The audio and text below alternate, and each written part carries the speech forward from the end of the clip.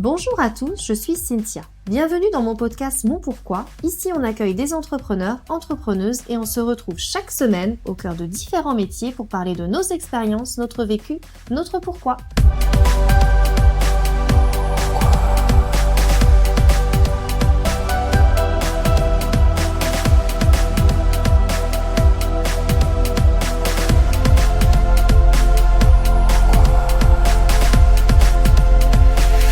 Bonjour Anaïs, j'espère que tu vas bien, merci d'être là.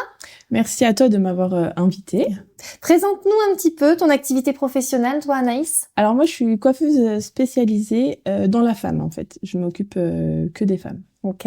Et du coup, qui es-tu? Je te laisse te présenter un petit peu en quelques mots. Qui es-tu Anaïs? Je m'appelle Anaïs, j'ai 35 ans et je suis maman de 2 enfants, du coup, qui ont 4 et 6 ans. D'accord, donc j'ai mon activité de coiffeuse. Alors, tu exerces depuis combien de temps, du coup, maintenant? Ça fait 3 ans que je suis à Vitré, mais ça fait 18 ans que je suis dans la coiffure. Donc, c'est un métier passion. Comment tu es arrivée à être coiffeuse? Pourquoi c'était une passion depuis longtemps? C'est vraiment une passion, en fait. J'ai toujours voulu faire ça depuis que je suis petite. D'accord. Donc, du coup, je me suis pas trop posé de questions, en fait. Quand j'ai fini ma 3e, je suis allée faire des études de coiffure direct parce que j'ai toujours voulu faire ça, en fait. J'ai jamais voulu faire autre chose, donc c'était assez simple. Et à ton compte, donc du coup 3 ans, ou tu avais déjà d'autres Non, ça fait salons 3 ans avant? que je suis à mon compte. D'accord. Avant, j'étais employée, je travaillais en région parisienne en fait, donc j'ai travaillé 10 ans sur Paris et là j'étais employée, j'avais pas de salon à moi. Ok. Et cite-nous 3 traits de ta personnalité, Anaïs. Alors je dirais que je suis plutôt à l'écoute, c'est important dans mon métier, assez patiente aussi et passionnée. J'aime vraiment ce que je fais, donc... Déjà, c'est un métier passion, c'est ça, la coiffure. Donc, vraiment. Et comment tu concilies ta vie professionnelle et ta vie personnelle au quotidien, en sachant que tu es maman solo de 2 enfants? Comment tu concilies justement le quotidien assez intense que ça doit être? Oui, en fait, c'est pas facile à gérer avec 2 enfants, mais l'avantage d'être à mon compte, c'est que je peux un peu gérer mon planning. Donc du coup, j'ai fait en sorte d'avoir mes mercredis pour être avec eux, quand ils ont besoin de moi, je peux gérer mes horaires, donc c'est l'avantage. Et l'avantage que j'ai aussi, c'est que j'ai un salon qui a pas de vitrine, donc j'ai pas des horaires forcément à respecter, 9h, 19h, je peux vraiment moduler mon planning, c'est ça qui est... D'accord, donc oui, tu as aucune vitrine, donc c'est vraiment un salon privé sans vitrine. C'est ça, c'est un salon privé sans vitrine, dans une structure comme un immeuble en fait, et j'ai une pièce, un bureau... Et comment les personnes, du coup, peuvent prendre rendez-vous chez toi, Anaïs? Donc, du coup, c'est le téléphone, c'est le téléphone et surtout Planity. Planity. Ouais, Planity, c'est ce qui... C'est ce qui fonctionne le plus, ouais. T'aimes bien, du coup, Planity, ça fonctionne c'est pratique parce que, du coup, il n'y a pas de téléphone qui sonne. Les clientes, elles peuvent gérer aussi. Elles, si elles ont envie de prendre rendez-vous à 23h, qu'elles disent, j'ai envie d'aller chez le coiffeur, sur Planity, c'est pratique. Il n'y a pas besoin. Et comment elles peuvent évaluer le temps? Tu as plusieurs forfaits? Il y a plusieurs forfaits avec le temps imparti. Si des fois, j'ai des clientes qui savent pas trop quoi choisir, elles m'envoient un petit message sur Instagram en me disant, j'aimerais faire ça. Qu'est-ce que je dois prendre comme prestation? Et du coup. Et elles peuvent te poser, du coup, des questions là-dessus. Oui. Et du coup, ça te permet aussi, justement, de bloquer les créneaux de mercredi sans forcément dire. C'est ça. Ça permet de bloquer pour tes enfants. C'est ça, pour prendre du temps pour eux. Et pourquoi, toi, tu t'es lancée, du coup, dans l'aventure du monde de l'entrepreneuriat? Tu étais salariée avant en tant que coiffeuse. Qu'est-ce qui a changé depuis que tu as entrepris? Quels sont les avantages que tu peux avoir en ayant entrepris? Pourquoi tu t'es lancée? En fait, quand je travaillais en région parisienne, je travaillais dans un salon assez haut de gamme qui avait un peu ce concept, en fait, où on s'occupait d'une cliente de A à Z. Et c'est vraiment ce que je voulais retrouver. Je savais que dans un salon classique ou lambda, j'aurais pas pu retrouver ça. Donc c'est pour ça que je me suis dit, autant me lancer. Après, j'ai eu la chance, quand je suis arrivée à Vitré, ma meilleure amie avait un institut de beauté, donc du coup, elle m'a sous-loué une pièce dans son institut et j'ai pu me lancer. Donc c'est vrai que ça a été assez simple. Et la deuxième chose, c'était aussi, je me suis lancée pour mes enfants, pour pouvoir gérer mon planning et pour pouvoir m'occuper d'eux aussi un peu plus facilement, parce que quand t'es salarié d'une entreprise, t'es obligé de respecter les horaires. Tu peux pas c'est vrai que le mercredi, c'est ça, tu l'as pas. Voilà. S'ils ont, je sais pas, une activité à faire le soir, je peux partir plus tôt. C'est ça qui est vraiment bien. C'était vraiment pour ça que je me suis lancée. Principalement pour tes enfants et pour moduler ton planning. C'est ça. Et quelles sont les difficultés que tu peux rencontrer ou que tu as pu rencontrer en tant qu'entrepreneuse? Le plus compliqué pour moi, c'est l'administratif. Tout ce qui est papier, c'est le plus compliqué, même si j'ai une comptable. Mais pour moi, c'est le côté le plus négatif, en fait.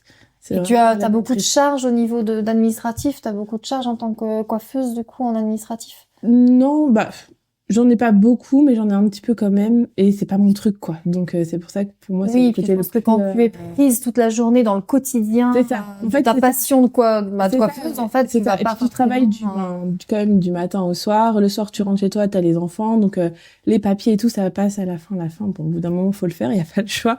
Mais pour moi, c'est le côté un peu plus, ce qui a été le plus dur, quoi, le plus compliqué. Et quelles sont les sources d'inspiration qui, justement, t'ont donné envie de te lancer dans ce domaine de la De la coiffure. coiffure? Pourquoi, en fait? Bah, en fait, comme c'était vraiment une passion, vraiment, je sais pas d'où ça vient, mais ça a toujours été là depuis toute petite.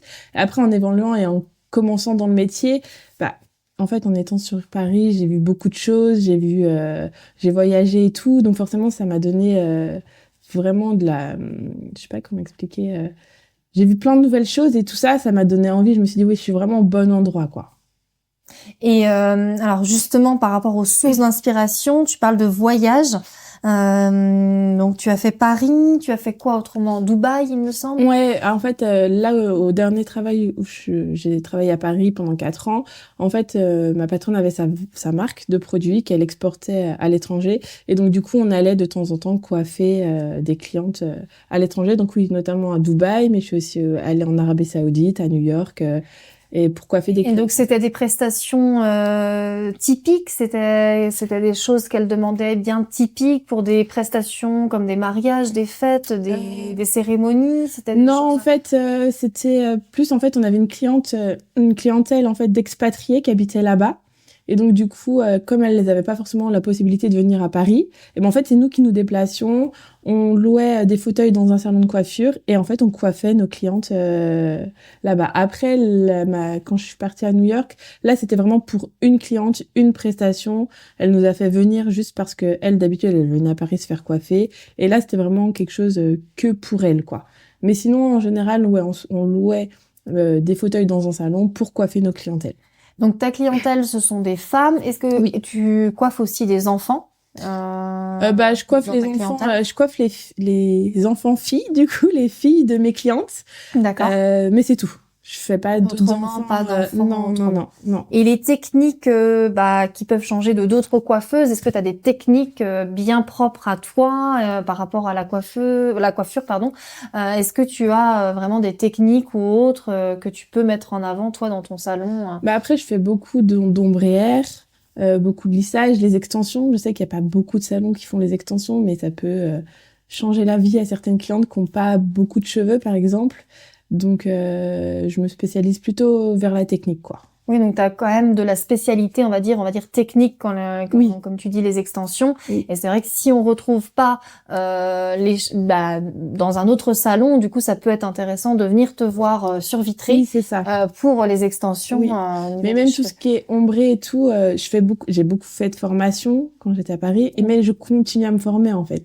Donc c'est ça aussi qui est. C'est en continu et du coup en tu fait, évolues ouais, dans tout les le temps, techniques ouais. parce que je pense que les techniques peuvent évoluer dans la coiffure. Ça évolue tout le temps, c'est comme dans tous les métiers en fait, tout évolue tout le temps. Donc voilà, ça me tient à cœur de me former tout le temps, tous les ans, Alors les formations, du coup justement, tu les fais où les formations? Comment ça se passe? Eh ben ça dépend. Il y a des formations organisées par la société avec laquelle je prends les produits. En fait, je travaille avec la marque Kevin Murphy, donc eux créent des formations. Donc des fois, je fais des formations avec eux. Après, il y a beaucoup en coiffure de formations privées. Donc, on paye pour aller se former par des grands coiffeurs.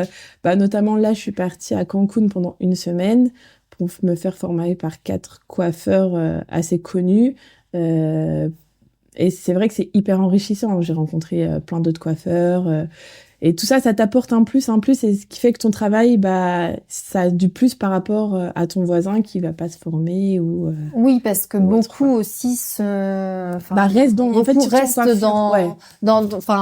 c'est vrai que de mon point de vue, en tout cas, j'ai l'impression que tu te formes énormément parce que c'est vrai que, je te suis sur Instagram, etc. Et on voit que t'es souvent en formation, tu évolues, pour du coup, justement, avoir les techniques, là, comme tu parlais tout à l'heure, l'heure.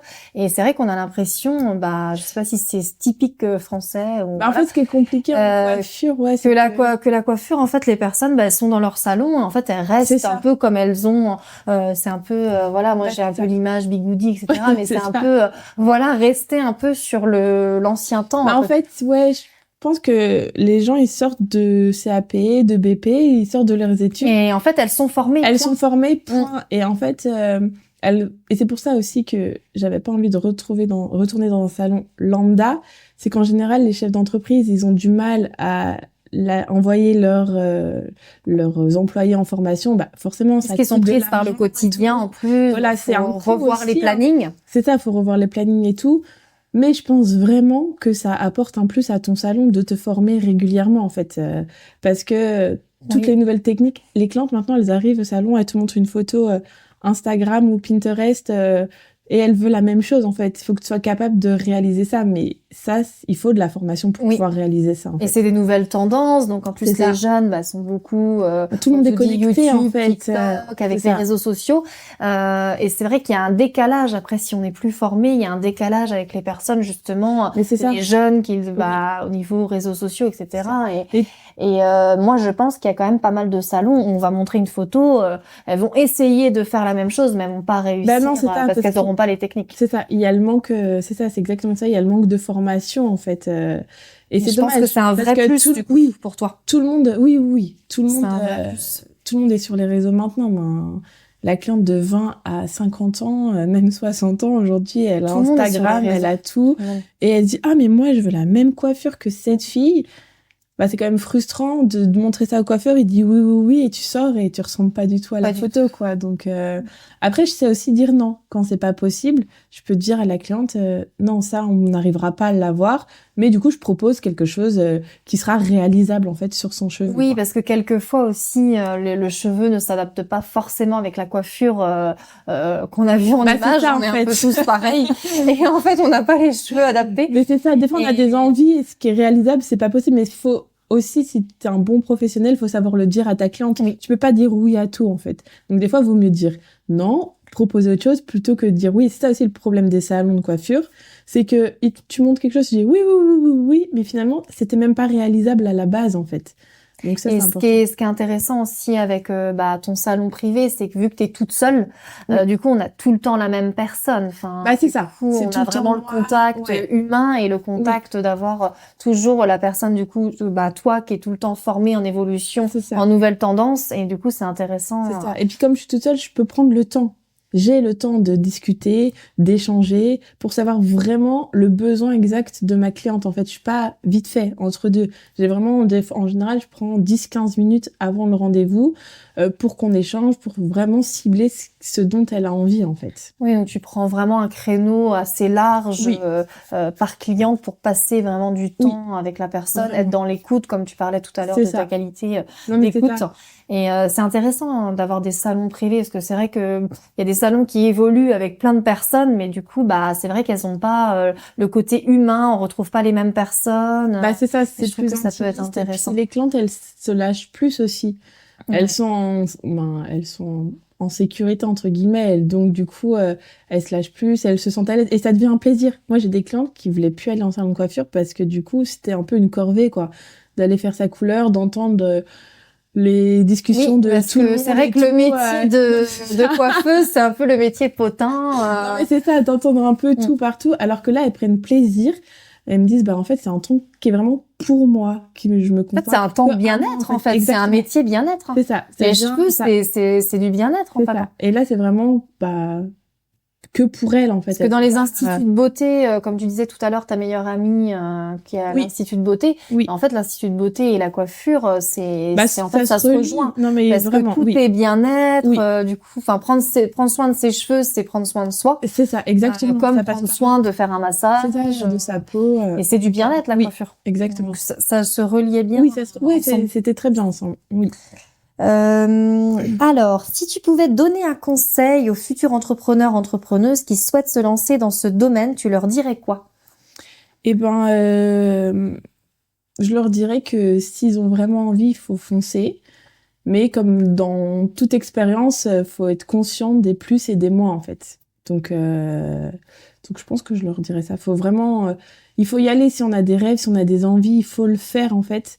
Mais il faut être conscient que c'est du travail, qu'il faut se donner à fond Faut se donner les moyens de c'est ça. réussir. Parce que si tu travailles pas, t'as pas d'argent, ben voilà, c'est pas que tout beau, tout rose, quoi. Oui, parce que quand tu pars en vacances, du coup, tu n'as pas. Bah t'as pas de rentrée d'argent. En plus, Tu moi, fais ton année c'est en ça. fait sur tel et tel mois en fonction des vacances Exactement. des enfants, de tes vacances, etc. Enfin, t'es obligé de t'adapter à tout. Bah c'est ça, en fait. Faut être conscient de ça, quoi. Mais après. C'est du travail, c'est des charges, c'est des difficultés. Il faut vraiment être passionné, mais plus. Ouais, plus, ouais. Et faut pas avoir que le positif, parce que souvent les gens ils se disent ah bah c'est trop bien, genre je vais être à mon compte, Oui. je vais pouvoir faire un peu ce que je veux, ça va être facile. Bah non, en fait, c'est pas facile du tout, et il faut en faire des heures pour que tu sois bien, quoi. Faut être conscient de ça. Une citation que tu aimes et qui te sert au quotidien, Anaïs. Fais-le même si c'est dur. En fait, je pense qu'il faut, même si on se dit ah c'est pas possible et tout, faut quand même y aller en fait. Faut toujours, je pense, toujours essayer de se dépasser. Un peu Moi, je suis comme un peu rien n'est là-dedans, quoi. impossible. En Ouais, fait, voilà, c'est ça, comme rien n'est impossible.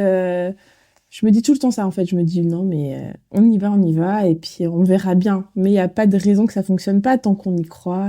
Oui, parce qu'on parle des vacances tout à l'heure, mais on parle aussi quand tu réalises des formations, Oui. du coup, tu fermes ton salon. Bah tu sais, je ferme mon Donc, salon. en fait, il c'est faut ça. que tu adaptes ton année en fonction des mois où tu seras pas là ou des C'est semaines où tu es pas là. Et du coup, ça a un engagement important, en fait. Bah c'est ça, ouais, exactement. Mais je pense que tout est réalisable, mais faut y aller, quoi. Faut de la persévérance. C'est ça, faut de la persévérance. Et puis surtout, faut pas baisser les bras à la première déception, parce que tout n'est pas facile. Donc forcément, il y a des embûches le long de la route, mais faut pas baisser les bras, quoi. Faut se dire, bon allez, c'est bon, ça ira mieux demain. La route est pas lisse, il y a des C'est embûches, ça, mais exactement. Mais faut se donner les moyens, quoi. Explique-nous ton pourquoi de vie, parce que nous sommes dans le podcast Mon pourquoi. Ta source de motivation qui te donne l'envie de te lever le matin, ton pourquoi de vie, ton moteur. Eh ben, moi, j'ai la chance de vivre de ma passion. Donc, c'est vrai que c'est assez simple. Moi, tous les matins, je me lève, je sais que je vais rendre des femmes belles, je sais que je vais passer un bon moment autant que mes clientes, en fait, finalement, parce que il y a beaucoup d'échanges. Je les commence à les connaître. Donc le lien après se fait et au fur tout. et à mesure. Ouais, donc, quand je me lève le matin, que je vois mon planning, que je vois mes clients, je me dis, ah bah cool, je vais voir un tel, ça va être sympa. Donc, en fait, je sais que forcément, je vais souvent, tout le temps même, je vais passer une bonne journée, en fait. Ouais, t'es passionnée, Ouais. tu vas voir des femmes, parce qu'en plus, c'est que des femmes. c'est ça, donc en oui. fait, tu vas voir comme si tu voyais des copines, des clients, mais c'est il y en a peu, certaines au fur et à mesure. ça, quoi, en fait. On se raconte nos vies et tout, donc... Et en même temps, tu fais le métier... le métier que j'aime, quoi. C'est ça, je fais ma passion, donc c'est vrai que c'est beaucoup plus facile de se lever le matin quand tu fais ta passion plutôt que quand tu vas faire un travail qui te plaît pas, quoi. Donc là, on pourrait dire aujourd'hui que tu vis de ta passion. Oui, clairement. Oui, clairement. Depuis 3 ans, tu vis de ta passion. Oui. Bah, c'est bien, tu peux être fière de toi, de ton parcours, c'est beau. Ouais. Non, Puis c'est ton salon, c'est à toi, c'est tes clientes. Mais c'est ça. Voilà, même si les personnes peuvent, c'est tes clientes, les personnes peuvent aller dans d'autres salons. Aller partout. Mais malgré tout, le fait d'avoir eu le lien ensemble, etc. Je pense que les clientes sont fidèles et c'est pour ça que tu es là depuis 3 ans. Oui, c'est ça. Et puis on a vraiment un climat de confiance parce que tu vois, comme tu dis, elles peuvent aller ailleurs, mais bien sûr parce que j'ai des prestations qui sont quand même un peu plus cher que la moyenne et j'ai des clientes qui n'ont pas les moyens de venir tout le temps. Et ça, je le conçois. Et tu vois, des fois, j'ai donné des numéros de couleur à mes clientes en disant, entre deux, tu peux aller faire ça ailleurs, il n'y a pas de souci. Et en fait, ça, c'est vraiment un climat de conscience et aussi de fidélité parce que elles se disent, c'est cool, elle est sympa. Et elles reviennent, en fait, finalement, pour faire leurs grosses prestations. Et entre deux, elles me disent, allez, j'ai fait ci. Mais il n'y a pas de souci, en fait, parce que la cliente nous appartient pas déjà, ça faut être conscient de ça et je pense que quand tu es conscient de ça après elles reviennent à toi beaucoup plus facilement. C'est comme dans d'autres métiers, il y a il y a beaucoup d'autres métiers où il y a des contrats signés, Oui. parce que c'est d'autres métiers. Oui. Mais en fait, le fait justement de pas faire signer forcément de contrat, je trouve que du coup, on bloque pas les personnes. Mais c'est ça. Et en fait, si de toute façon elles sont satisfaites, elles vont revenir. Reviennent à Donc toi. en fait, c'est la confiance aussi. Et moi, je suis pas forcément trop pour faire signer justement des contrats. Après, tout dépend des conditions et des choses et de la taille aussi de l'entreprise. Voilà, parce qu'ils peuvent avoir des personnes aussi qui peuvent changer dans une entreprise. Donc de faire signer un contrat, ça fait que si ça change, on a quand même la sécurité. Oui. Mais quand justement c'est pas des grandes entreprises ou c'est des particuliers ou c'est des petites entreprises, je pense que le climat de confiance est le plus important et de bloquer justement des personnes avec des contrats ou autres pour d'autres secteurs. Hein. C'est ça, pas forcément celui-ci, mais pour d'autres secteurs, je trouve que c'est pas forcément judicieux tout le temps, quoi. Non, mais pas du tout. C'est ça, pas du tout. Et faut rester ouvert en fait avec nos clients, avec tout, et ça se passe bien. Et même si ta cliente elle vient plus parce que ça peut arriver.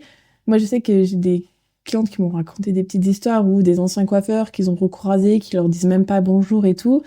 Ça se fait pas. Moi, je sais que mes clientes, même si des fois elles reviennent pas ou elles ont pas eu le temps de venir ou d'ailleurs il y en a une la dernière fois je l'ai croisée devant l'école de mon fils qui me dit je suis désolée, j'ai pas pu venir. J'ai dit mais c'est pas grave en fait, t'as pas eu le temps, c'est pas grave et tout. Elle a repris rendez-vous un mois plus tard. Oui, parce que c'est plus finalement elle a pas pris le temps de prendre soin d'elle. Mais... En fait, elle est allée ailleurs entre temps parce qu'elle avait changé de couleur. Je dis c'est trop bien ta couleur et tout. Et en fait, après, elle est revenue, elle dit, je suis désolée, j'ai pas pu venir. Je dis, mais c'est pas grave, en fait. Du coup, en fait, ça fait de la confiance, en fait. Et les clientes, elles reviennent toujours à nous. Je pense, quand t'es comme ça, elles reviennent toujours à toi. Et si tu fais du travail de qualité, en fait, il n'y a pas de secret, en fait. Non. C'est bien, Anaïs, tu peux être fière de toi, de tout ce que tu as pu réaliser en 3 ans. Oui. C'est un beau parcours. Vitré, c'est... Alors pourquoi Vitré, Paris, Dubaï, Vitré, c'est pas... Vitré, en fait, je suis d'ici. D'accord. Donc du coup, je suis plus de l'autre côté de Vitré, mais... je suis d'ici, donc je suis revenue aux sources. Ma mère habite à Vitré. Pour mes enfants, elle m'aide beaucoup. Donc ça permet donc c'était aussi un retour aux sources familial et d'avoir aussi ta maman aussi proche pour te soutenir, parce que c'est un projet d'être entrepreneuse, donc pour te soutenir et avec tes enfants. C'est ça. Tu sais que j'aime les to-do list. Si tu avais une to-do list à faire pour 2025, quelles seraient les choses que tu aimerais réaliser en pro et en perso sur 2025? En pro, continuer à évoluer, toujours, continuer à me former, parce que c'est la base pour moi, donc continuer dans ce sens-là, continuer aussi un peu à développer les réseaux sociaux, c'est mon petit bémol, c'est un peu compliqué de toujours être dessus et tout, donc c'est une de mes résolutions 2025. Oui, continuer à poster c'est ça, du avant-après. J'ai vu que tu mettais du avant, du après. Et t'as une belle communauté déjà sur Instagram. Oui, c'est déjà pas mal, Mais pour que ça continue, c'est vrai que c'est du travail tous les jours, quoi. Les réseaux, c'est... Oui, puis c'est vrai que quand on commence à mettre du avant, du après, et que d'un coup, on peut s'arrêter. Non, mais c'est ça. Du coup, les personnes se disent, mince, non, mais c'est elle est en stand-by. Enfin, du coup, de mettre tous les jours, c'est quand même intéressant, mais il faut avoir le temps, c'est du temps. Oui. Mais ta résolution, c'est de continuer à faire du avant, après. C'est ça. Plus régulièrement. Régulièrement, en fait. Ouais, c'est ça. D'être régulière, quoi. Parce que c'est ça qui est. Et tu fais beaucoup de mariages, des prestations? Ouais, j'en fais pas mal. Mais je fais en général exclusivement ma clientèle. Après, je peux prendre quelques clientes que je connais pas, mais en général, je préfère accompagner mes clientes que je connais, parce que c'est un jour assez particulier quand même, et je trouve que c'est bien de bien connaître la personne en fait. C'est bien parce que t'es vraiment sur du personnalisé, donc c'est vraiment là c'est le salon privé, la coiffeuse personnalisée et l'échange en fait c'est ça. Personnalisé et du coup un moment de bien-être avec Anaïs. C'est ça. Foncez, allez-y. Et côté pro, donc côté perso maintenant pour 2025, qu'est-ce que tu pourrais te souhaiter à toi, ta famille? Qu'est-ce que tu aimerais mettre sur ta to-do list? Ma to-do list, déjà continuer à gérer avec mes enfants, trouver une bonne stabilité tous les 3, déjà, ce serait pas mal. Un voyage de prévu? Oui, sur 2025? oui, on va partir au Portugal pendant les vacances d'été, donc nous donner un petit peu envie de soleil parce qu'on a froid là sur le mois de janvier. Donc Portugal. J'espère qu'il fera meilleur que l'année dernière. parce qu'il a pas fait très beau ici, donc c'était au Portugal aussi l'année dernière. Il faisait très beau, donc c'est pour ça que je repars là-bas. 2025 au Portugal. C'est ça. Eh ben, je te souhaite une bonne continuation, Anaïs. Merci d'avoir été présente sur l'épisode 5, d'avoir pris du temps pour mon pourquoi, pour mon podcast. Je te remercie, je te souhaite une belle journée, une bonne continuation. Merci à toi de m'avoir invitée, t'étais très agréable. Merci.